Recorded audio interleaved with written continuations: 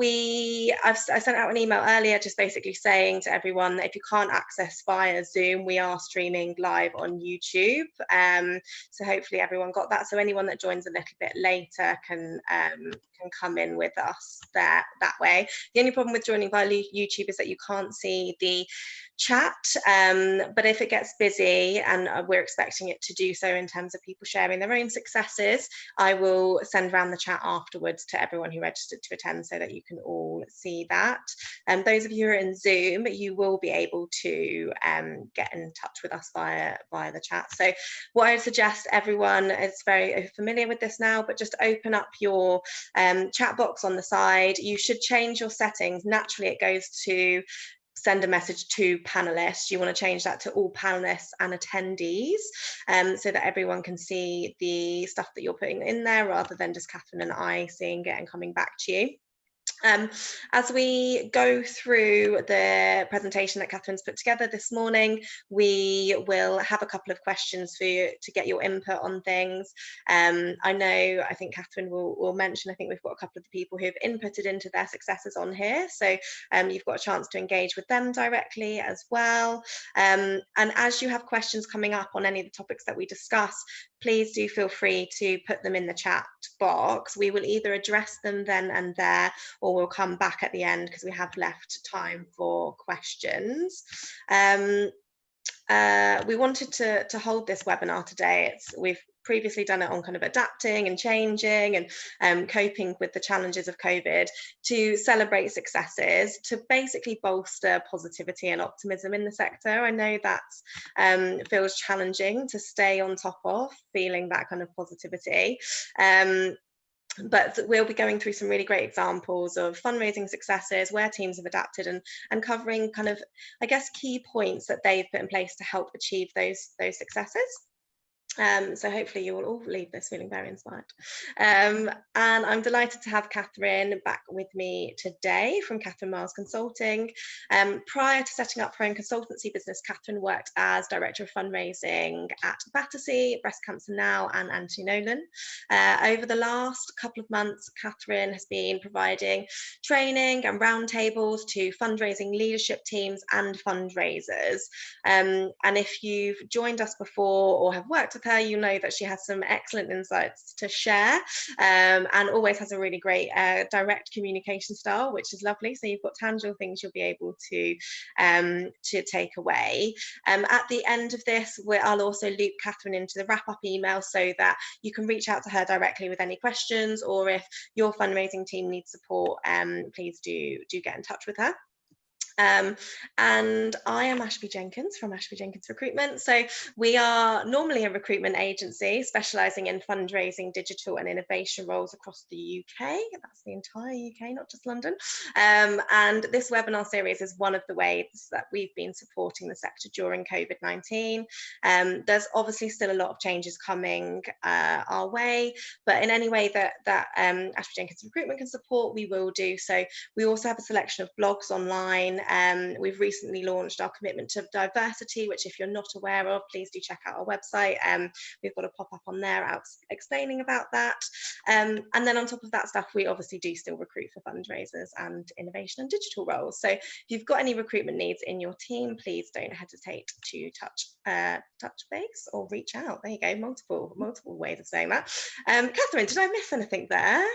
No, I think that's great. But also just to say, I think what you guys are doing on the diversity debate, which I think I'm right saying is you're essentially taking candidates' names off CVs. So it's a more, hopefully going to enable some more diverse recruitment and appointments within the sector, which is obviously very much needed. So I think that's great. And hopefully lots of other recruitment agencies will join you in that as well. Yes, we have done a public call out, so hopefully, and yeah, so it's names, any other kind of factors that can be discriminated against, so either university names or education dates, things like that.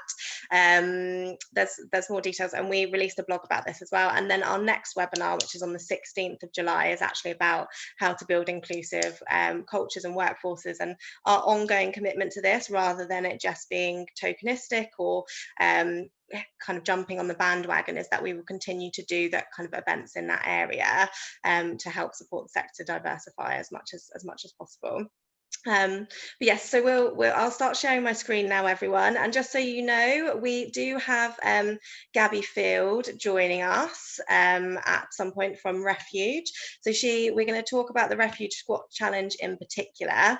And Gabby will be joining with us for that to talk through how she worked with her senior leadership team to get that moving forward. So I just have to pop this open. Here we go. And yeah, and I believe we're going to cover Action for Children, aren't we, Catherine? And there's a couple of people on the chat from there today. Do say hello if you are there at the moment. And I won't name and shame them before they name and shame themselves. And this is what we're going to be covering today. So, Catherine, do you want to talk us through what our kind of focus points will be? Yeah, so I've been doing these Zoom calls. Oh, sorry, morning, everybody, I should say. Forgetting my manners there. Thank you for your time today, particularly those of you coming back for repeat sessions. And actually, to make this really interactive and helpful, if you're willing to introduce yourselves to one another on the chat string, that'd be awesome. To say who you are, where you're from, what roles you work in, that'd be brilliant. And yeah, Holly and Catherine are with us from Action for Children, so thank you for that. So yeah, I've been doing these Zoom calls with fundraising directors and heads and fundraising specialists, really looking at the impact of coronavirus on fundraising, but particularly looking at what's working. So big thank you to all the charities that have been happy to share today their success stories. And what we'll focus on is what's working and what you can learn from this success. So what you might be able to put into practice in. And then, as we said, we'll share the slides afterwards, we'll share the recording, and there's good time for Q&A. So there's also various points where we will do shout outs to all of you to share things on the chat string. So get ready for that. So actually, if we can pop onto the next slide. Yeah, of course. That'd be awesome. There'll be time for Q&A at the end, so also fire your questions at us. So obviously we know coronavirus is impacting fundraising. So sector talking potentially about a £12 billion shortfall. And I'm sure lots of you have had a tough time over the last few weeks and months, whether you've been on furlough or whether you've been working in teams that have furloughed staff.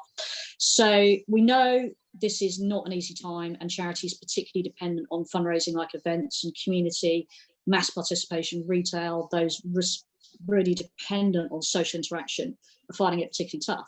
But if we go on to the next slide, Ashby, there is hope.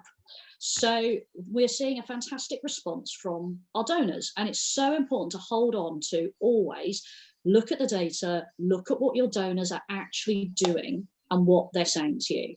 So remember, they didn't want to stop supporting us.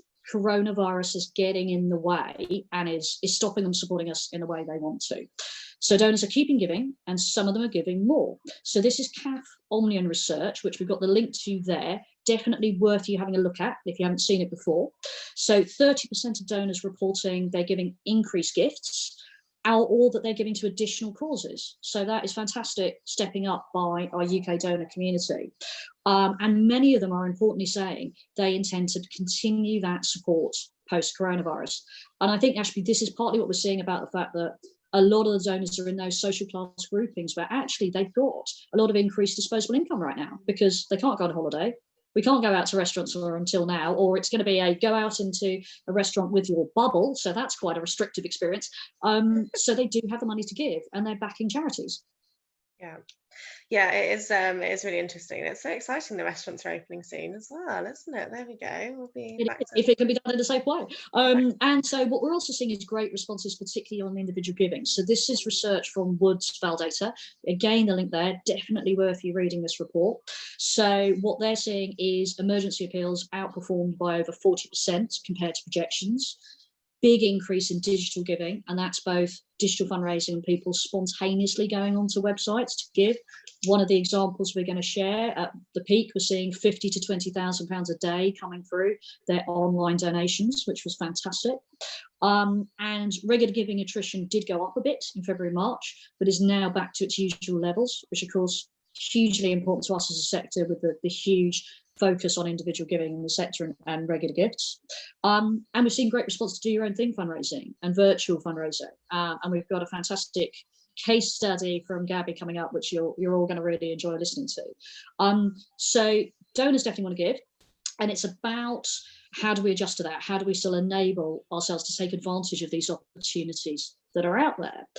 And if we pop onto the next slide, what I found from talking to so many fundraising directors and heads is certain key success factors are coming out. So this is charities where they're either mitigating the losses or they are actually in some cases up on budget. And we've got a number of themes here. And actually what we're going to do today is share examples of these around this. So crucially, people kept fundraising. So at the start, right, there's some discussion in the sector of, is this the right time to fundraise? Which, you know, is, I think it was an unusual thing to reflect on, shall we say, but successful charities kept fundraising, kept asking.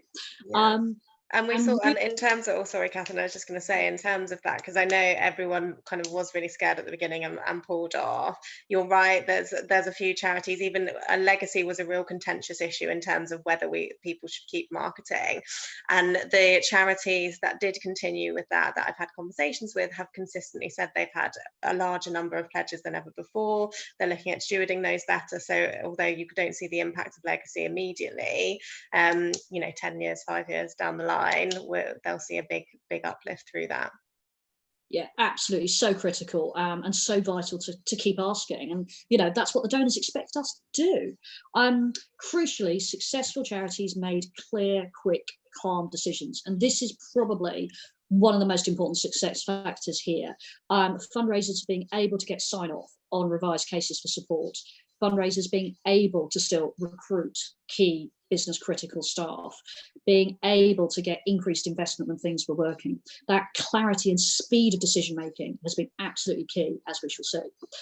Successful charities also adapted their case for support for coronavirus, and interestingly, this was both for charities that were in the front line with coronavirus, but also ones that really weren't.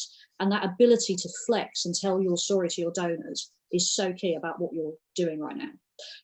Also crucial, little or no furloughing of fundraisers. And this has been so interesting. And I'm sure a lot of you on the webinar today either have been furloughed or have been the staff that have been trying to cover lots of additional work because of furloughing. Now, of course, some charities have had no financial option, have had to do it, but there's definitely been a trend, I would say very clearly, of over furloughing. And sometimes not for financial reasons, from a perception that people aren't busy. And what that has certainly left teams unable to do is take advantage of the opportunities that are there. You need fundraisers to raise money. Now, we all know that's blindingly obvious to us. And there's a slightly worrying thing if you actually have loads of fundraisers not raising anybody for your charity. So that critical thing of not over furloughing or bringing fundraisers back has been a really critical success factor. Then, so a lot of the successful charities were doing emotive and credible emergency appeals, and we saw those great response rates. I think it is still possible to be running emergency appeals as this unfolds, because as we're seeing now, we're seeing the huge impact on medical research. We're seeing huge increases in undiagnosed cancer cases. So there's a lot of impact still to come out. So an emergency appeal, if you haven't done one, still an option. And then they were also getting fast test and roll out on virtual events. So again, that speed of that response and that willingness organisationally to try things and test. But really, really critically, the successful charities have maintained fundraising investment. Now, we all know that if you cut fundraising investment, it helps your figures in that year. And what it means inevitably is you have less money in 2021, 2022, and so on. You have to spend money to raise money. And it is so crucial for us as a sector that we don't react to this crisis by significantly reducing fundraising investment, whether that's direct expenditure or fundraising posts, staff time, because the only thing that will happen if we do that as a sector is we will contract even more. It's a short-term fix, it's a false economy. You have to be spending money to raise money. And the successful charities who come through this in the best possible shape will be maintaining and in some cases growing their fundraising investment. On that, Catherine, as well, because I guess that we've got obviously heads of on the on here, a couple of directors, and then people at manager or officer level. Obviously, these decisions around furloughing and investing in fundraising are normally made at that kind of director level, and relies them having a strong relationship, I guess, with the finance director and the CEO and also the trustees. What advice, and this is I am putting you on the spot here, but what advice would you give to people to try and influence upwards to make sure that their directors go out of their way to protect the fundraising teams? Yeah, I think it's about explaining how fundraising works. I think it's a lot of these decisions, in my experience, come sometimes because maybe there's people on SMC who, don't necessarily understand how our investment models work. And I've got a slide at the end, which might be a useful one for people to use, which I've used before. I think it's about constantly explaining about the long-term nature of fundraising, the impact of reducing investment in 1 year and how long it will take to recover. Constantly explaining there are no magic money unicorns. You can't just cut investment and then magically in 2021 the fundraising team will be able to rebound. And doing that in ways that people can understand. So the classic of, we take a decision 2 years in advance of a challenge event to buy race places, and it's 2 years later that a runner runs, raises sponsorship and sends the money in. So you start massively reducing your challenge event spend in 2020, you will see that impact in 2022, and you won't be able to get your race places in 2022 if you want to then start investment again. So I think trying to explain it in really clear terms that other people can understand can really help. I think also citing sector benchmarks, sector examples can really help. There's some very useful slides out there that do talk about the link over time between fundraising investments and fundraising teams that have done really well over time. I think another also good question to ask people, because sometimes people, because fundraising looks relatively simple if you're not a fundraiser, and because it is fairly simple to do some activity that raises some money, but it's incredibly difficult to manage a fundraising program over time to produce sustainable net income growth. And that's where all the experience and the technical skills and the knowledge comes in from all of us as fundraisers. So I think it's also really useful to say to charities that are talking about cutting fundraising investment, like, well, where else is the money going to come from to fund our work? Because most charities are facing reductions in their statutory income. Trading income isn't going to do it, right? The charity retail sector is going to take a very long time to recover from this. Stock market has dropped. It's not coming from investments. So if it's not going to come from your fundraising portfolio, if you're not investing in that, where else is the finance director going to get sustainable and growing income from?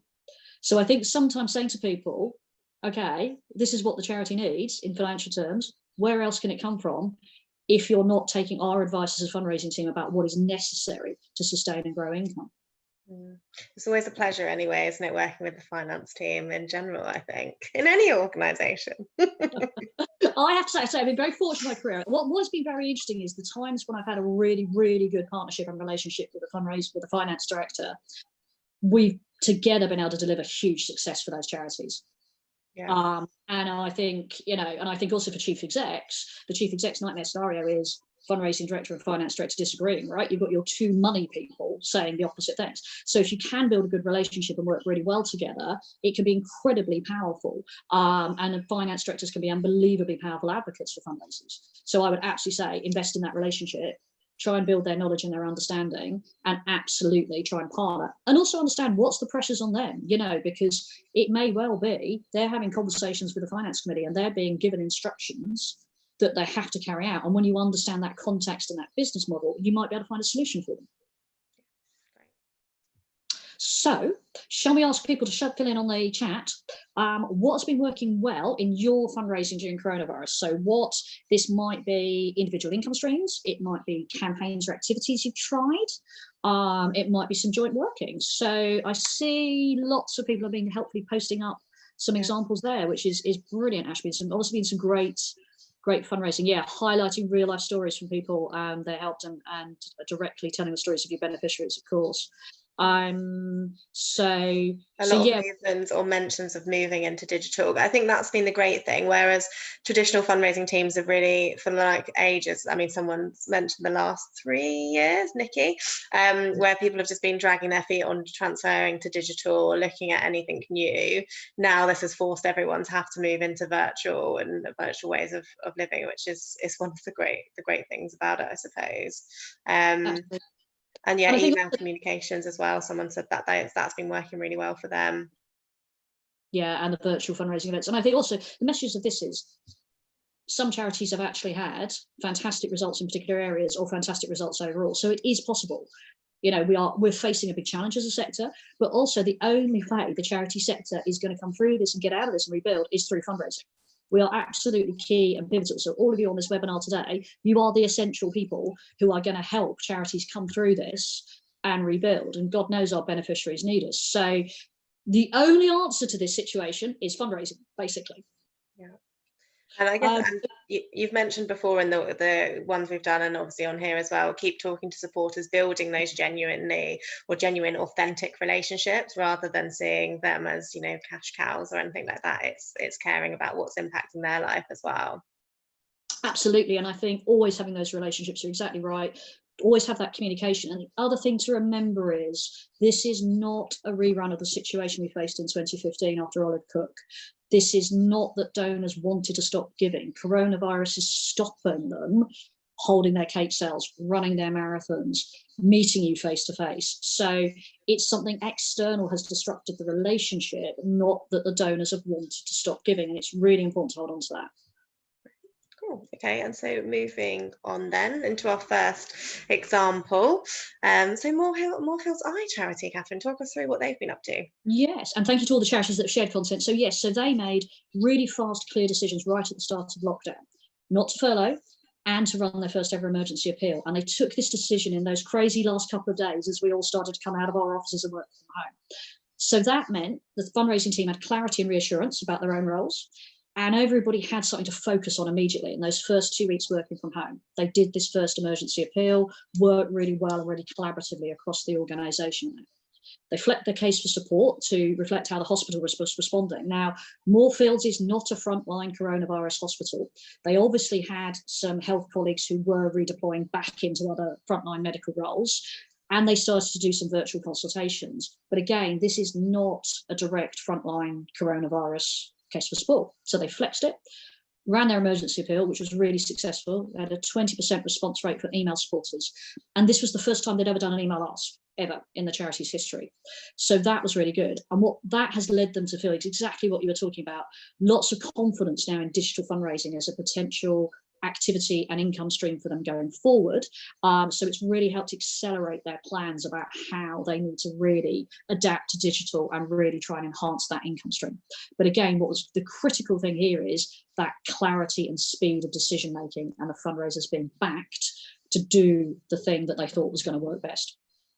And do you know much about their relationships with the hospital itself? Because I know with some NHS charities, it takes a really long time to get things signed off, depending on how strong the relationship is with the charity. Do you know much about how they work together?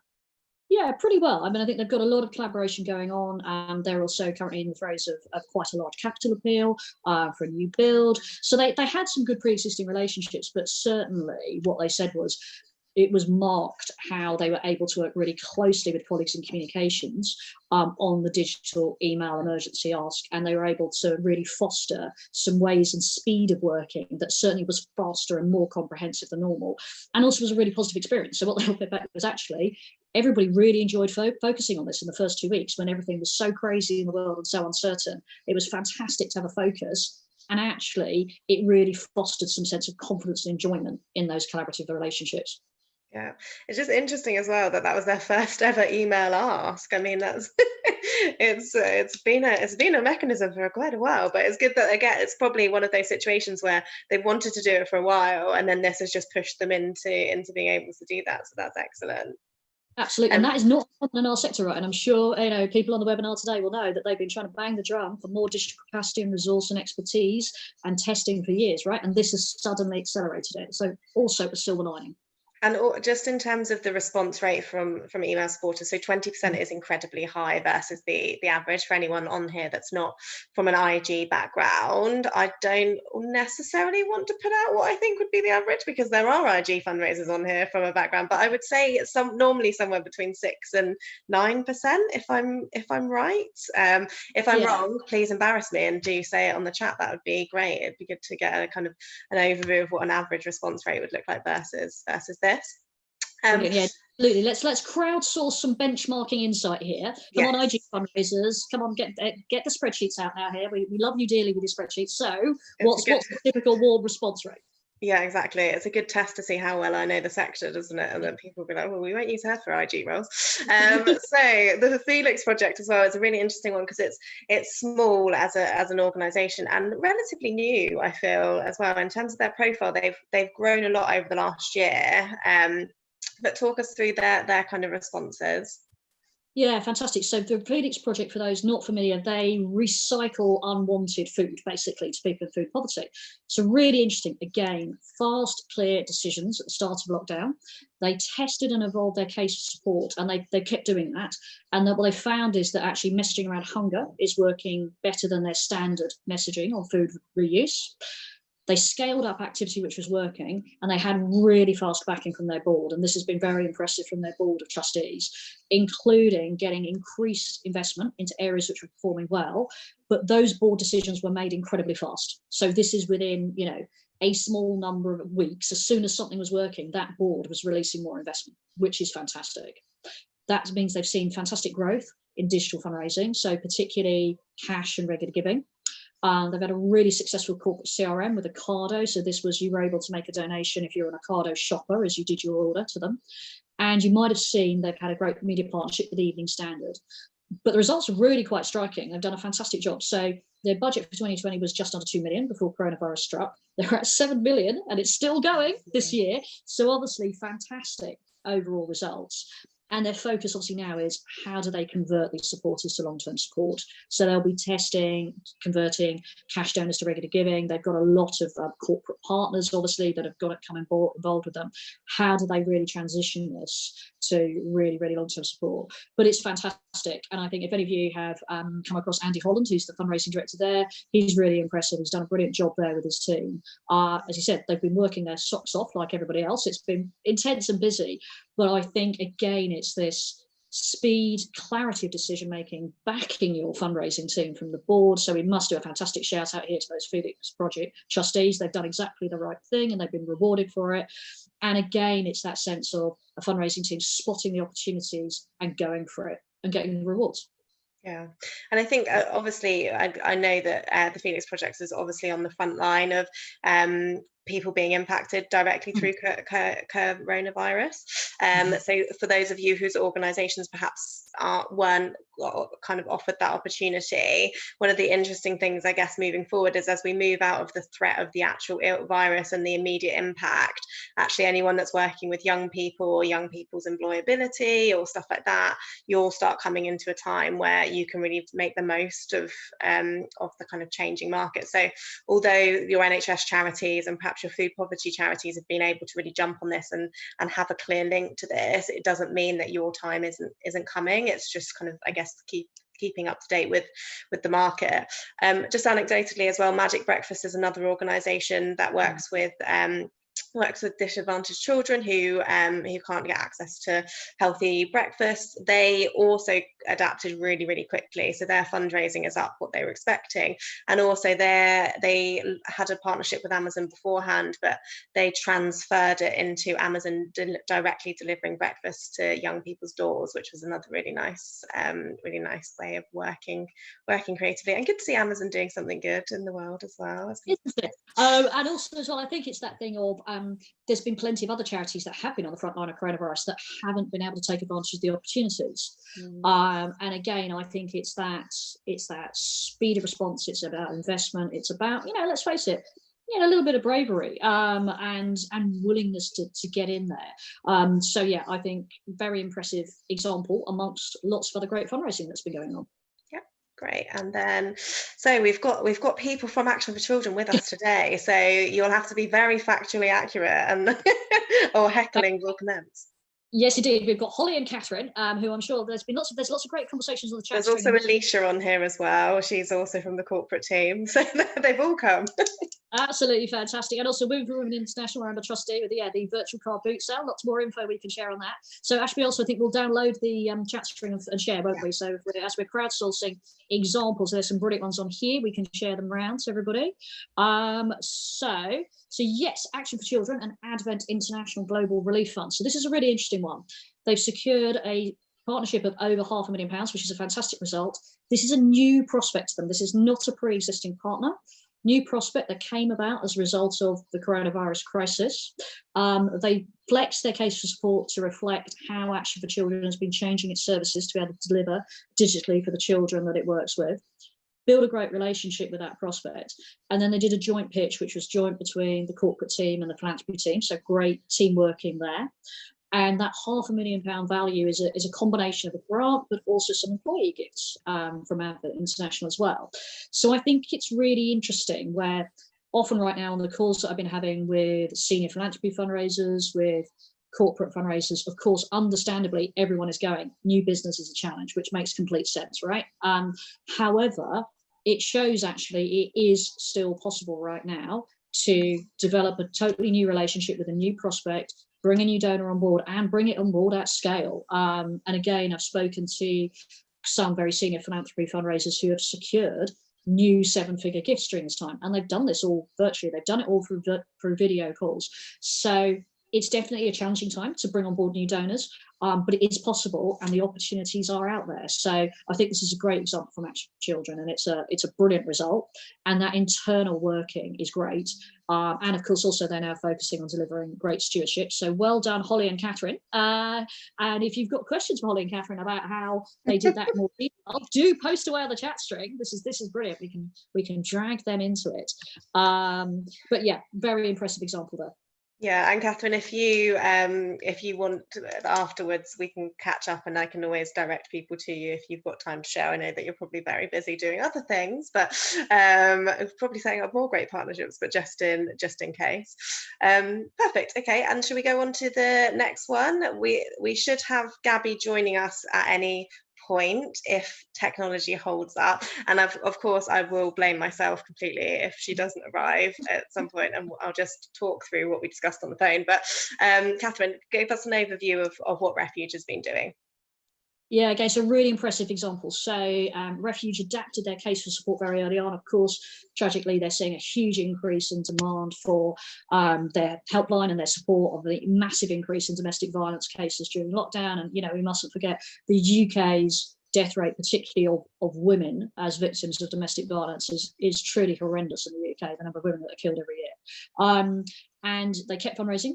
They brought forward investment they had planned for later in the year. And again, that was a fast, speedy decision by them and their board. They scaled up rapidly on digital fundraising. Oh, Catherine, sorry, just to interrupt, we have just been joined by Gabby, just to welcome her there. So that's the third place. Is it? Hi, Gabby, can you hear us all? Hello. Okay? Yes, I can hear you. Hello. Okay, wonderful. So Catherine's just giving a bit of an overview, and then we'll go into the figures and then the questions that I've got for you as well. No problem. Cool. Awesome, thanks for doing this, Gabby. I'm just currently singing your praises, you and your colleagues. So Refuge kept fundraising, scaled up their investment. They also scaled up radically on digital, and I think, as Gabby will come on to in a second, that was a project that was ongoing. They were looking to ramp up their digital capacity anyway, but they massively accelerated that and did a most brilliant virtual event, which Gabby is going to explain to us the fantastic stuff that she did. No pressure here, Gabby. I'm just going to give you the massive big up here. They also successfully got additional investment from their board to scale up further when things were working. So again, this importance of further fundraising investment. When you've got something that's working, roll it out, scale it up, hit those opportunities when you've got them. And they raised, as an overall fundraising team, over 5 million in 4 months, when their annual to budget target was 4 million. So they're already up on budget and they're still going, and 2 million across various digital sources. So again, it's a really impressive overall set of results, and they're reaping the benefits from speedy decisions, fundraisers being backed, and investing. And surprise, surprise, when you get great fundraisers who know what they're doing and you back them, they raise you money. So Gabby, do you want to explain particularly your fabulous virtual event? And then I think there's some more questions from Ashby for you. Yeah, no problem. So hello everybody, my name's Gabby. I'm head of community events at Refuge. Yes, and as Catherine has just said, we launched our virtual squat challenge on the 1st of April. So this was an event that we were actually scheduled to do in June this year. So we made the decision to bring that forward. So obviously when we all went into lockdown, events were being cancelled left, right and centre or postponed. So we had an opportunity to launch this pilot event earlier. So what we did, or what I did, was spoke to senior managers, and that went to the board as well, to say that we want to turn this around quicker than we wanted to. We already had the investment for this signed off as we were piloting it in June, so that was already there. But what we actually ended up doing is what would have taken us 4 weeks to turn around. Usually we turned it around in 4 days. And I think that was the strength of our team and the comms team as well, being able to work together very, very quickly alongside Black Swan Fundraising, who were the consultancy company that we've been working with on this event. So yeah, the whole point of the event was to do 100 squats a day for 30 days. The other brilliance of this event is it didn't matter what the government changed with the rules of lockdown, everybody could take on this challenge because you can squat anywhere. So that was quite good for us as well. Or nowhere, depending if you yeah. Exactly. So yeah, so the ask was for the month of April, to do 100 squats a day for 30 days. We generated this through Facebook. It was a Facebook only event. So we drove the traffic. Our advertising was run obviously through Facebook events. We then used lead ad forms to push people into a Facebook group, drive them there. Once they were in the group, there was then a post, pinned post to say how to sign up. So we asked people to create a Facebook fundraiser, and then we asked people to fill out a registration form to get a fundraising pack and t-shirt. Over the month of April, we obviously had 5,000 people in total join the group. 1,300 fundraising packs went out. I'd like to add that that was me doing that all by myself from my house. We went into lockdown, we had access to nothing, but we wanted to deliver this. So for anybody out there who believes that there was a huge team of people behind this event, it was me and my computer and my DPD delivery man, who I got to know very well when he was dropping t-shirts off to my house all the time. So yeah, we then obviously ended up raising £105,000 against a £40,000 target, and our average fundraiser raised £91. 80%, as it says here, were new supporters to Refuge, and obviously our spend for this event was £20,000. That was for obviously the cost of the packs, the advertising, and the consultancy fee with Black Swan Fundraising as well. Right. And just Gabby, just for the people on this who aren't from an events background, yeah. What normal ROI ratio would you look at on a kind of first year event like this? Yeah, so because this was going to be a pilot and we hadn't run an event through Facebook solely before, we were aiming for a 1 to 2, hence why we had a £20,000 spend and a £40,000 target. Because for us, yeah, there was other things we wanted to learn and other objectives set for this pilot. So yeah, we were looking for a 1 to 2 return as a positive for our pilot event. Great, okay. And I wanted to have some challenging questions for you. I'm sure other people will put some down. So if guys, if you do have questions for Gabby, we will be careful of time, so we might not get to them all. But a couple that I just thought in terms of other fundraisers doing this. Yeah. So you kind of worked with your SLT to get this all off. Generally, are your senior leadership team quite up for taking risks? Are they always up for doing new things? Because I know a lot of people on here will have a risk adverse SLT, particularly at the moment. Yeah, I think it's honest to say that our SMT are quite risk adverse, and this isn't something that we managed to turn around in 4 days with no pre-work. Our senior management team have been well established at Refuge for a long time, and can sometimes be a bit risk adverse, especially with fundraising things and new concepts and changing things. And I think the fundraising team has developed quite dramatically in the last 2 years at Refuge. So I think that sort of culture of change has been worked on for 2 years. We actually ran a pilot event, a different event earlier this year, and that exercise where I worked quite hard to bring SMT on board, sort of to influence and make change to why we needed to do different events and why we needed to do things more virtually, I think definitely helped. Having those open conversations with them and being able to present the reasons why I believed that we needed to do events differently was definitely how I managed to get SMT on board to new concepts, and that definitely then helped with the quick turnaround of this concept and bringing it forward. It definitely made a huge difference that we'd done that work. I think that getting to know the board and the senior managers and knowing what was important to them was really, really, really important for me. So I knew how to communicate those changes, because ultimately they want us to do well. They want us to grow and develop and to bring in more income. It's just understanding what's important to them about what they needed to know, especially around the risks and what sort of the return on investment was, and what sort of the bigger picture of this was as well, and how I could show them that suddenly by doing the pilot event we did in January, it opened up supporters from all over the UK taking part, which we've not had before, and showing that positivity and sharing that with them, I think again led to the fact that the squat challenge could be turned around really quickly, and we had that buy-in for that. Great. And in terms of, there are a couple of questions coming through, so I will do quick fires in a minute, but just in terms of, I guess some organisations fundraising isn't the be all and end all, or it's not particularly well respected, but what did you already have that kind of support structure in place at Refuge, or did you have to do influencing around that as well? Yeah, so the fundraising team at Refuge are relatively new. We've really, I think I'm one of the longest standing members of staff at 2 years.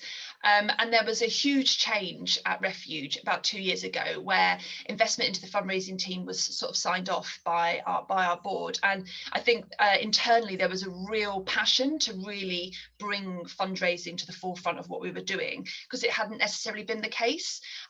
So there was a huge investment from the board in the team, and then that put the pressure on us, because ultimately there was a huge number of, a huge fundraising team suddenly, and everybody else in the organisation is looking to think, oh well, hold on a minute, how come they've had all this investment, what are they going to deliver? So there was that pressure put on us, but I think where we have been able to deliver and had exceptional skills, as fundraisers, we are all really good at what we do, and that sometimes is hard to put across in an organisation, and to understand that fundraising isn't just shaking a bucket on a street. There is a real skill involved in all different areas of fundraising, and that we should be championed, we should be celebrated, and I think that our director of fundraising has really championed that and helped to bring the culture of fundraising throughout the organisation. We've been doing a lot of lunch and learns for the organisation about what is fundraising, and especially for service staff, to really understand why applying for a grant of £500 and £500,000, what the difference is with that, and what is community fundraising, and just educating the organisation. And we've been invested in that as a fundraising team to do that. So I think now, especially with what's been going on in the current crisis as well, our reputation internally has massively excelled, and we work really closely with so many other teams that takes time building those relationships. And as a community fundraiser myself, that's the beauty of community fundraising. It is about building those relationships, and it does take time. But I think what has enabled is that when we need to move quickly, such as the squat challenge, people are on board, people have got our backs, and people are working with us to deliver. And that is definitely something we're really proud of as a relatively new fundraising team in the organisation. Right.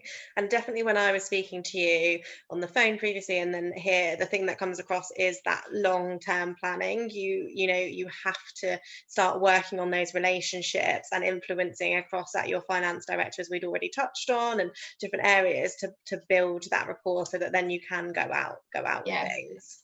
Definitely. So Gabby, just a couple of quick fire ones from the chat, because they've been saying, if you've not got it open, Gabby, there's been loads of well done, Gabby. This is great. Oh, okay, that's fine then. I was like, you well done for not getting distracted by that.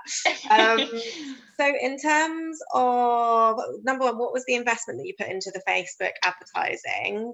How much was that? So we spent £2,000 on the Facebook advertising for the squat challenge.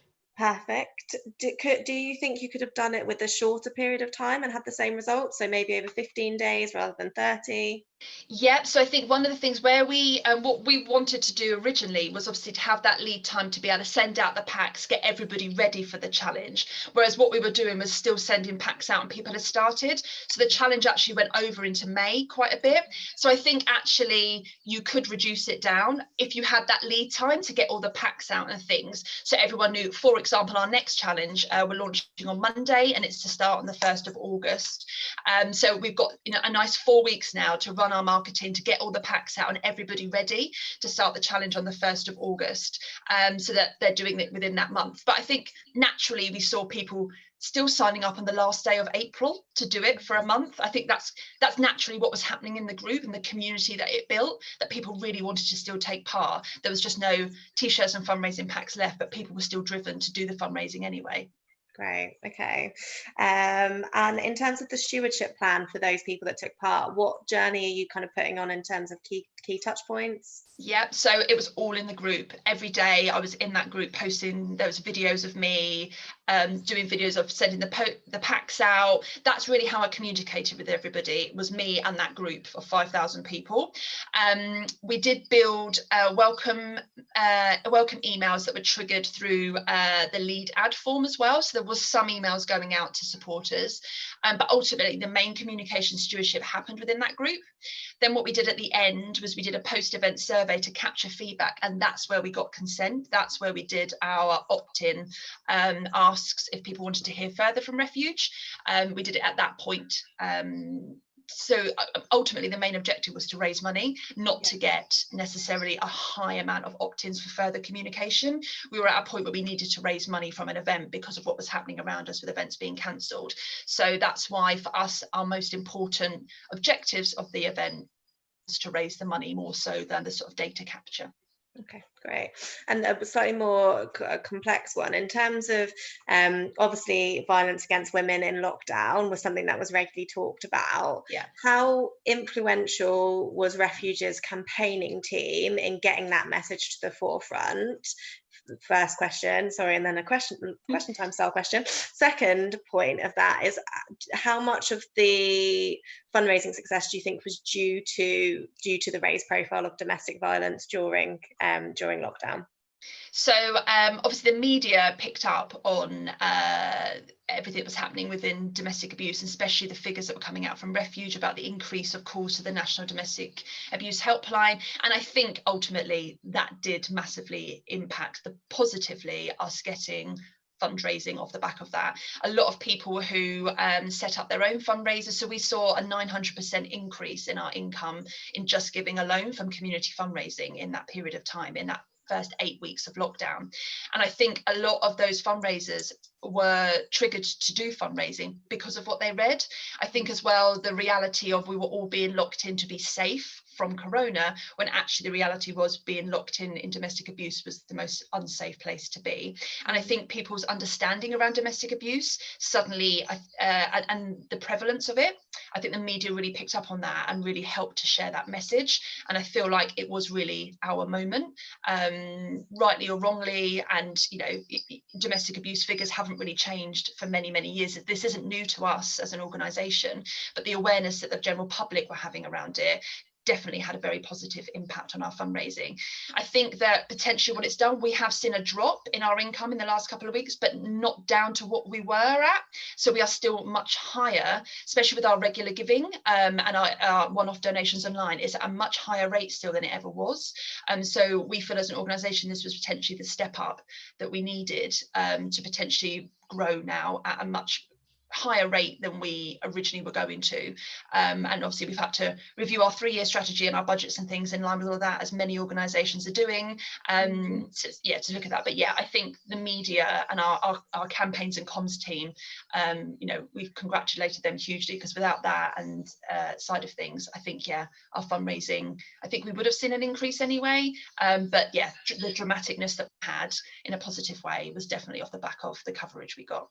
Great. Okay. And I know loads of other people have put questions down, guys, and we're not going to get through them all, but what I'd say, if there are key things you want to email, can you email it to me after this session, and then I'll condense them down, and then Gabby, we can maybe run through them. But I am mindful of the fact that you are still working and you've got another event launching, so that's yes. That's great. And just to wrap up, I mean, are there any kind of overarching key things that you think people should take away in terms of what they can go and implement in their organisations? Yeah, so we're off the back of the Squat Challenge. We're now doing 7 more events in 2 years, over the next 2 years, and that's going to raise us, we're predicting £3 million. So with a huge investment in that, we're talking around £336,000 investment that I needed for that. So we're talking big numbers, and we're an organisation that is quite unique. We've never really had to ask for that sort of investment. So I am a fundraiser who's working with an internal board and senior managers who have been risk adverse, who are much better now, and we've done a lot of work, as I said, on that. But I think the key things I can say is, if any of you want to look up Black Swan Fundraising, they're the consultant we were working with. They're absolutely brilliant. They're working with a lot of UK charities at the minute to bring concepts like this. Facebook is absolutely ginormous. There's room for all of us on there. I'm happy to talk about working with Black Swan Fundraising. If anybody wants to get in contact with me on LinkedIn, you're more than welcome to. I've spoken with lots of charities as it is. I would definitely recommend doing that, and also sort of getting to know what is important to your senior managers and how you can influence that change. I've been at Refuge for 2 years, and for 2 years I've been working on innovation and making change. We've been delivering our basic program, but I've spent a lot of that time, working out sort of the future and where we're going to go, because ultimately I didn't know a pandemic was coming. None of us did, but we have to be quick to change and be agile. And I think, we never expected this, but because we had done that work, it meant that we were able to be agile and quick and make decisions quite quickly. And again, that does take time. That's not something that happened overnight. I won't say that at all, because it did take a lot of work. But yeah, keeping people engaged with what you're doing and feeding back constantly as well to the board. Every time we did something, we fed back something, so that we were constantly keeping them in the loop of what was going on, was really important as well. Right. Perfect. Thank you so much, Gabby, for joining us. And I'm so pleased it all came through and you joined us. Fine. This is great. I was expecting a message like, Ashby, I can't get on. I don't know what happened. No, it's all fine. Thank you. You're a pro at virtual. I would never doubt you. It'd be myself that would doubt. But yeah, thanks so much for joining us. So we'll move on to our next slide. So Gabby, if you want to head out, if you could leave, that'd be wonderful. Lovely. And then we'll speak to you. All right. Bye. Bye. Okay, brilliant. So just in terms of online cultivation event top tips, so we've heard a little bit from Gabby there, and then this has been put together by Catherine through her conversations over the last couple of weeks. So run us through those, Catherine. Yeah, absolutely. And people saying online, is it still a good market for virtual events? I think absolutely. Just as an aside, and another charity I've been speaking to who are doing a similar thing to Gabby doing on their first test event. They're up at £250,000 income on their first test event. So the market is, yes, there's a number of these virtual events out there like the Refuge Challenge, but it's definitely worth looking at and exploring. So for cultivation events that either are stewardship ones or ones where you might be charging, some top tips that have been coming out around early weekday evenings, about 6-7 p.m, working well for supporters. Having a platform that can send out those reminders 2 to 3 days before the event, and also emailing attendees in advance to get questions and topics they'd like to discuss can really get great engagement going on your event. And actually, I know a number of you have previously been sharing on the chat string what online cultivation events you've been doing. So any top tips yourself, pop them on the chat string now. I think it's really important to brief staff in the same way as you would do for a physical event. So have a running order, clear who's handling what topics, who's presenting what. And also, if you're going to have a Q&A element, having another staff member who's looking at those questions as they come in and either chairing a Q&A session or messaging the chief exec. I know lots of charities have been running them, have had a separate WhatsApp group for staff during the event so they can communicate, which is really good. And then, of course, you can record these sessions and send them around afterwards, which is great to be able to reach out to supporters. And again, as a trustee for Women International, one of the things we did was we had a webinar with Christina Lamb, well-known journalist, and this was back in May. And we were slightly wary about whether people were going to register or not turn up. So we suggested people donate £3, £5 or £10. And we found over 40% of people chose the £10 option, which was great. So it raised over £700 with 90% of people attending. So I think there are opportunities. It's great to do cultivation events for free, to engage with your supporters, keep building those relationships, take their questions, share what you're doing under coronavirus. But it is also possible to monetize some of these because we are all getting used to paying for webinar content online. So it's worth having a look at, are there ways, have you got content that people might be interested enough to pay or donate for? So definitely worth having a look at continuing those online cultivation events. Because remember, this is enabling you to access supporters who live all the way around the country or people who are normally very busy. So you can get to people virtually that are normally very hard to get to your physical events. Great stuff. And then just to wind up, so before we go to final questions, so this was a slide I referred to earlier around if you are needing to make the case to maintain your fundraising investment or grow it, and again, this could be direct spend or it could be staff posts. Here's an example of what happens where for your income in 2020, your income this year will effectively be driven by decisions and work you did as fundraisers a number of years ago. So if you think about money coming in from your regular givers this year, and when was that regular giver originally signed up? It might be 20, 15 years ago. With corporates, you might be nailing a corporate partnership this year, but you might have started conversations with that company 18 months ago. So because we work with such long lead-in times, this is the really damaging impact that if a charity scales down on its fundraising team, scales down on its income, it takes many years to rebuild. And of course, you're trying to rebuild from a lower level. So as you start having these discussions internally, this can be a helpful way to try and explain to people why cutting investment is fundamentally such a bad idea. Sorry, I don't know what happened. Well, I do know what happened. I stopped pressing it. There we go. And then, great. And then we do. So on the Women for Women, just a quick question on the chat thing. On the Women, it was just a suggested donation running rather than a ticket fee and a donation on top. So as I said, I'm continuing the Off the Record Zoom calls. So if you'd like to get involved in one of those, they've been great. People have shared really openly. Do just drop me an email, or if you've got any particular pressing challenge or opportunity you want to have a one-to-one conversation about, let me know. I'm also doing some training on virtual events. So if you want to try and emulate what Gabby has done so brilliantly, get yourself on this training course. So there's a couple of dates coming up, £30 per place or 125 for 5. You've got best option you're going to have all week. You're not going to get a better offer than that. So it'll be useful for innovation teams, events teams, mass participation, community teams, individual giving fundraisers, anybody who's working on the virtual events space. And then we've also got some other, those shared resources we referred to earlier there for people to have a read of. Yeah, and we'll send those around everyone just so that you've got access to those resources and everything on there. So just in terms of any additional questions, Helen has asked, was the donation in addition to a ticket fee?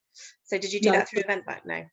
Yeah, it was all in one. It was just one suggested donations, and then everybody signed up, which was brilliant. And also, I should say there was a message to me earlier on from Hugh, from Deborah, about retail. And yes, while absolutely charity shops tend to do well in recessions because people tend to use them, I do think, Hugh, unfortunately, there's going to be challenges around applying social distances, challenges around volunteers being able to come back if they're shielding to work in the shops or feeling comfortable. So I think it's going to be quite a mixed picture on charity retail. But I will drop you an email, Hugh. It's very happy to chat more on that about what might specifically work and how charities can adjust. Yeah, great. Perfect. Okay, well, thanks so much for everyone joining us today. Catherine, thank you so much for putting together all of that content. There are a couple of other successes that we can kind of share anecdotally. There's a couple of people from hospices on here, which I know have been hit really hard in terms of furloughing. There's an example that I can share with you if you want to get in touch after this, just of a hospice doing some really successful work. I'll share around the slides and the chat after this so that you can look into all of those great recommendations. Hopefully from this you've been able to see that regardless of income stream that you work in or type of charity size, large or small, there are definitely opportunities out there for you to make some successes. If you've enjoyed today, please do post on LinkedIn. That would be great. We'll also be uploading the video onto YouTube, so you can share it with your teams if they've not been able to attend. If you've got any follow-up questions, don't hesitate to get in touch once I've sent around that wrap-up email. Happy to put people in contact with Gabby too. And as mentioned at the start, so we have a week off from webinars next week, but following that one, the 16th, we have we're hosting a topic around diversity and inclusion and building inclusive workplaces. So I'd really love to see as many people there as possible. It's regardless of your seniority within an organisation, you can have a big impact in making people comfortable. But thanks so much for joining, everyone, and for the comments at the end. We really appreciate it. And yeah, look forward to hearing any questions and hopefully seeing you at future webinars in the future. That'd be great. Thank you, guys. Thank you for all the top questions and the insight. And you're all doing a brilliant job. So keep fundraising, keep trusting your donors. We will get through this. It's not going to be easy, but we will get through this. Yeah, perfect. All right. Thanks, everyone. Bye. Bye.